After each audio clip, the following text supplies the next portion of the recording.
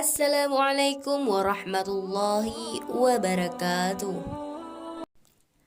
Malik bin Dinar bercerita, ketika aku sedang tawaf di Ka'bah, aku merasa kagum karena banyaknya orang yang haji dan melakukan umrah. Lalu aku berkata pada diriku sendiri, seandainya aku tahu siapa yang diterima ibadahnya dari mereka sehingga aku dapat mengucapkan selamat kepadanya, dan siapa yang ditolak ibadahnya sehingga aku dapat menghiburnya. Tatkala malam tiba, aku bermimpi seolah-olah melihat orang yang berkata, Malik bin Dinar sedang merenungi orang-orang yang menunaikan haji dan umrah. Demi Allah, sesungguhnya Allah telah mengampuni mereka semua, yang kecil, yang besar, laki-laki dan perempuan, yang berkulit hitam dan berkulit putih, orang Arab dan orang Ajam, kecuali seorang laki-laki. Sesungguhnya Allah Subhanahu wa Ta'ala memurkainya dan hajinya telah ditolak serta dicampakkan ke wajahnya. Malik melanjutkan kisahnya. Lalu aku kembali tidur melewati satu malam yang hanya diketahui Allah Subhanahu wa Ta'ala, karena aku takut bahwa akulah orang itu. Tatkala malam berikutnya, aku kembali bermimpi yang serupa. Namun kali ini dikatakan kepadaku bahwa aku bukanlah orang itu. Bahkan dia adalah seorang laki-laki penduduk Khurasan dari sebuah kota bernama Balaf. Namanya Muhammad bin Harun al-Balkhi. Allah Subhanahu wa Ta'ala telah murka kepadanya dan hajinya telah ditolak serta dicampakkan ke wajahnya. Tatkala pagi harinya, aku pergi mendatangi kabilah-kabilah Khurasan. Lalu aku bertanya, adakah pada kamu orang yang berasal dari kota Balakh? Mereka berkata, betul, betul. Ya Malik, engkau bertanya tentang seorang laki-laki yang paling banyak ibadah, paling zuhud, dan paling banyak membaca Al-Quran di Khurasan. Aku merasa heran atas pujian yang mereka alamatkan kepadanya. Lalu aku berkata, tunjukkanlah aku kepadanya. Mereka mengatakan bahwa sejak 40 tahun dia berpuasa di siang hari dan sholat tahajud di malam hari. Lalu aku mulai berkeliling mencarinya. Tiba-tiba aku melihat dia berada di belakang dinding ketika dia sedang rukuk dan sujud. Tatkala dia mendengar bunyi langkah kakiku, dia berpaling seraya berkata, siapa engkau? Aku menjawab, Malik bin Dinar. Dia berkata, ya Malik, apa yang menyebabmu datang kepadaku? Apakah engkau telah bermimpi? Ceritakanlah mimpi itu kepadaku. Lalu aku pun berkata, aku merasa malu menemuimu dengan membawa cerita mimpiku itu. Dia berkata, jangan merasa malu. Lalu aku pun menceritakan mimpiku tersebut kepadanya sehingga lama dia menangis. Dia berkata, ya Malik, mimpi ini senantiasa muncul kepadaku sejak 40 tahun yang lalu, dan setiap tahunnya ada seorang zahid sepertimu yang bermimpikan seperti itu, bahwa aku termasuk penduduk neraka.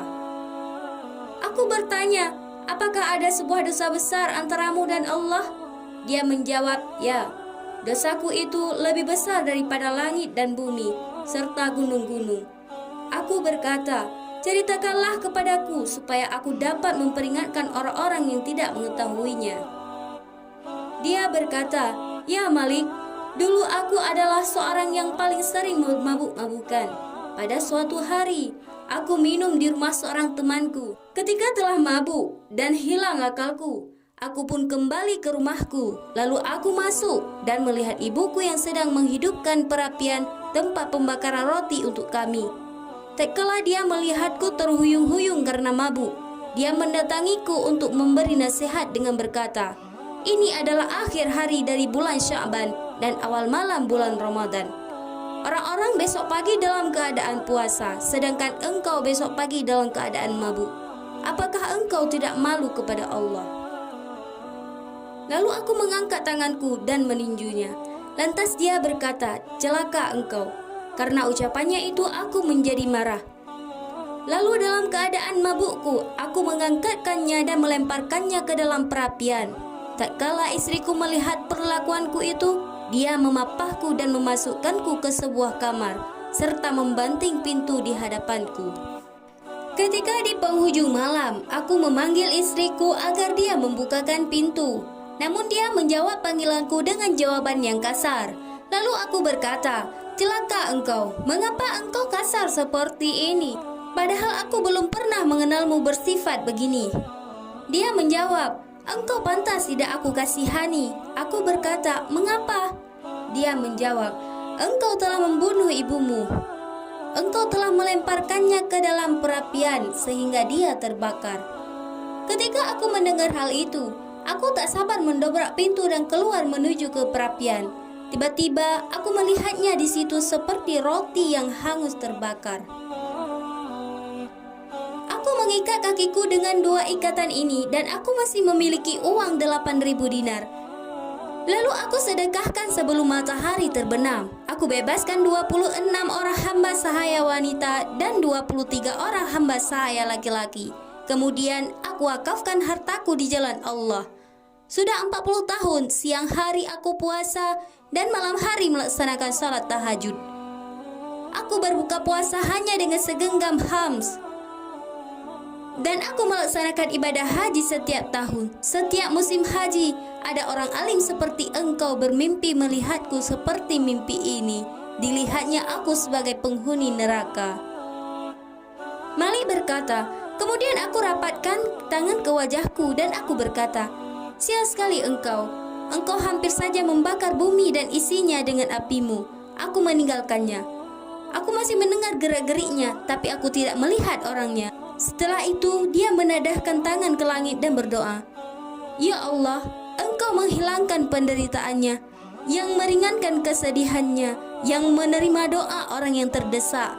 Aku mohon perlindungan pada keridhaan-Mu agar aku bebas dari kutukan-Mu. Dan aku mohon perlindungan pada ampunan-Mu agar aku lepas dari siksa-Mu. Ya Allah, aku mohon jangan Engkau putuskan harapanku dan jangan pula Engkau sia-siakan doaku." Malik berkata, kemudian aku pulang dari tidur. Tiba-tiba aku bermimpi bertemu dengan Nabi Muhammad Sallallahu Alaihi Wasallam. Beliau berkata kepadaku, "Hai Malik, manusia tidak boleh putus asa dari rahmat Allah dan tidak boleh memutuskan harapan dari ampunannya. Sesungguhnya Allah melihat Muhammad bin Harun, maka Allah mengabulkan doanya dan memaafkannya.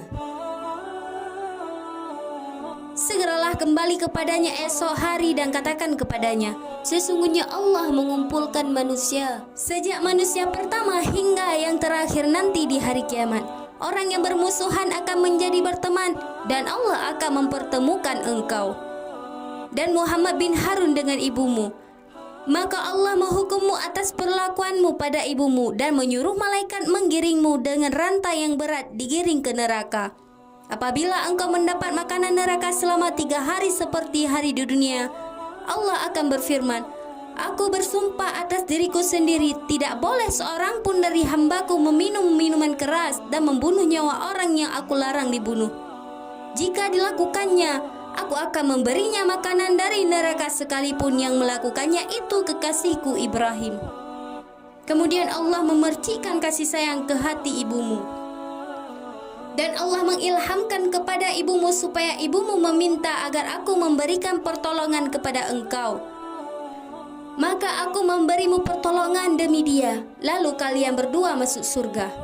Setelah subuh, aku bergegas menemuinya dan menceritakan mimpiku, seakan-akan hidupnya seperti kerikil yang dilemparkan ke dalam bak air. Aku termasuk orang yang bersolawat kepada Nabi Muhammad sallallahu alaihi wasallam.